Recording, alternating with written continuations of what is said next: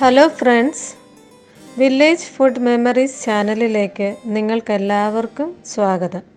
നമ്മളിവിടെ തയ്യാറാക്കാൻ പോകുന്നത് വളരെ ടേസ്റ്റി ആയിട്ടുള്ളതും ഈസി ആയിട്ട് തയ്യാറാക്കാൻ പറ്റുന്നതുമായ ഒരു പെപ്പർ ചിക്കൻ ഫ്രൈ ആണ്. ഞങ്ങളുടെ ചാനൽ ആദ്യമായിട്ടാണ് കാണുന്നതെങ്കിൽ സബ്സ്ക്രൈബ് ചെയ്യാനും സപ്പോർട്ട് ചെയ്യാനും മറക്കരുത്. എല്ലാവർക്കും ഈസി ആയിട്ട് തയ്യാറാക്കാൻ വേണ്ടി എല്ലാ ചേരുവകളും ഞാനിവിടെ പരിചയപ്പെടുത്തുകയാണ്. 1 കിലോ ബോൺലെസ് ആയിട്ടുള്ള ചിക്കൻ എടുത്തിട്ടുണ്ട്. എല്ലോട് കൂടിയ ചിക്കനും ഇതിനു വേണ്ടി നമുക്ക് എടുക്കാം. അര നാരങ്ങയുടെ നീരും 1 ടീസ്പൂൺ പെപ്പറും 1.5 ടീസ്പൂൺ ഉപ്പും 1/4 ടീസ്പൂൺ മഞ്ഞൾ പൊടിയും 1.5 ടീസ്പൂൺ ഗരം മസാലയും 2-3 ടീസ്പൂൺ എണ്ണയും ചേർത്ത് ഈ ചിക്കൻ നമുക്ക് മാരിനേറ്റ് ചെയ്ത് വെക്കാം. 15 മിനിറ്റെങ്കിലും മിനിമം ഇത് മാരിനേറ്റ് ചെയ്ത് വെക്കണം. ചിക്കൻ ഞാൻ മാരിനേറ്റ് ചെയ്യുകയാണ്.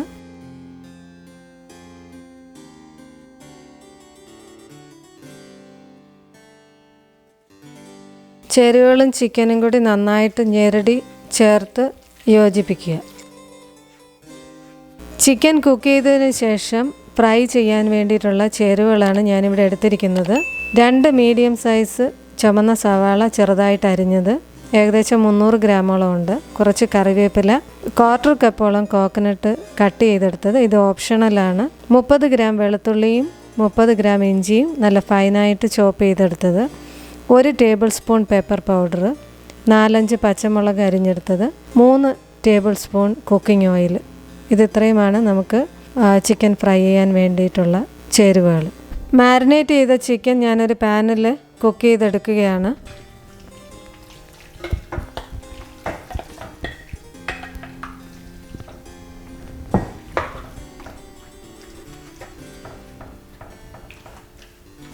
ചിക്കൻ കുക്ക് ചെയ്യാൻ വേണ്ടി കൂടുതൽ വെള്ളമൊന്നും ചേർക്കണ്ട.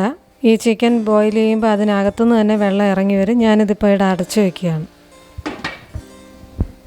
ഇപ്പോൾ ഏകദേശം 1 മിനിറ്റ് കഴിഞ്ഞു. ചിക്കനകത്തുനിന്ന് വെള്ളം ഇറങ്ങി വരുന്നുണ്ട്. ഇപ്പോൾ ഒന്ന് ഇളക്കിയിട്ട് കൊടുക്കുകയാണ്.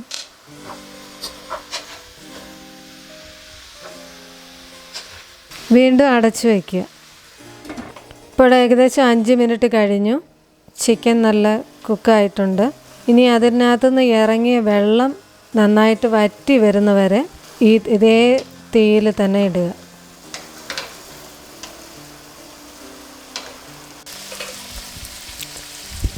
ഏകദേശം 11 മിനിറ്റോളം എടുത്തു ഇത് കുക്ക് ചെയ്ത് ഇതിൻ്റെ വെള്ളം നന്നായിട്ട് വറ്റി വരാൻ. ഇനി നമുക്കിതിനെ ഫ്രൈ ചെയ്തെടുക്കാം. ചിക്കൻ ഫ്രൈ ചെയ്യാൻ വേണ്ടി ഞാനൊരു കാസ്റ്റ് അയൺ ചട്ടി വെച്ചിട്ടുണ്ട്. അതിൽ ആവശ്യമായിട്ടുള്ള എണ്ണ ഒഴിച്ചു കൊടുത്തു. നന്നായിട്ട് ചൂടാകുമ്പോൾ അതിലേക്ക് മുറിച്ച് വെച്ചിരിക്കുന്ന തേങ്ങ ഇട്ട് മൂപ്പിച്ചിട്ട് പിന്നെ നമുക്ക് മറ്റുള്ള ചേരുവകൾ ചേർത്ത് കൊടുക്കാം. തേങ്ങ ഗോൾഡൻ ബ്രൗൺ ആകുന്നത് വരെ ഫ്രൈ ചെയ്യണം. അതിനുശേഷം ഇഞ്ചിയും വെളുത്തുള്ളിയും ഉള്ളിയൊക്കെ ചേർത്ത് നമുക്ക് ഇളക്കി കൊടുക്കാം.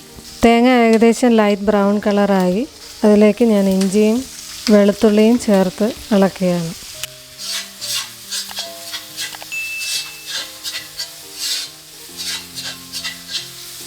ഇഞ്ചിയും വെളുത്തുള്ളിയും ഒരല്പം വാടിയതിന് ശേഷം ഏകദേശം 1 മിനിറ്റോളം ഇളക്കിയതിന് ശേഷം നമുക്ക് ഉള്ളി ചേർത്ത് കൊടുക്കാം.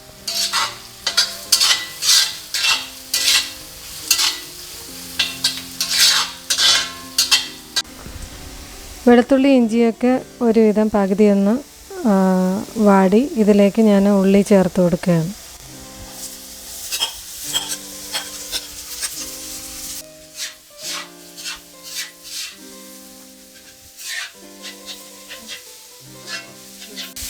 നല്ല ഹൈ ഫ്ലെയിമിൽ തന്നെ ഉള്ളി വഴട്ടിയെടുക്കുക.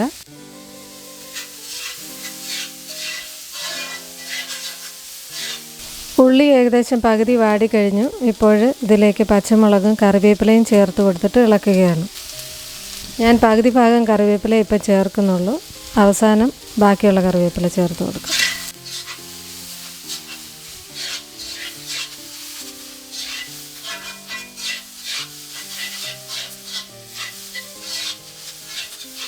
പച്ചമുളകും കറിവേപ്പിലയൊക്കെ ഒന്ന് വാടി ഇതിലേക്ക് കുക്ക് ചെയ്തിരിക്കുന്ന ചിക്കൻ ചേർത്ത് കൊടുക്കുകയാണ്.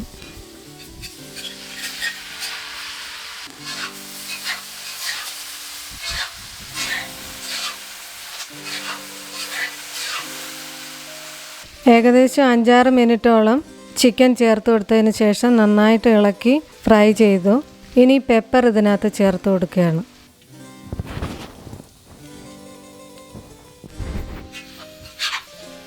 ഇനി 1-2 മിനിറ്റ് കൂടി കുറച്ച് തീ കുറച്ചിട്ടിട്ട് പെപ്പർ ചേർത്ത് നന്നായിട്ട് ഇളക്കുക.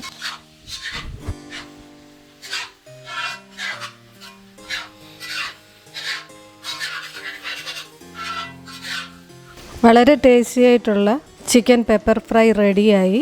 അവസാനം ആ ഫ്ലേവർ ഇൻക്രീസ് ചെയ്യാൻ വേണ്ടി കുറച്ച് ഫ്രഷ് ആയിട്ടുള്ള കറിവേപ്പിലയും ഒരൽപ്പം ഗരം മസാലയുടെ പൊടിയും കൂടി വിതറിയിട്ട് തീ അണയ്ക്കാൻ പോവുകയാണ്.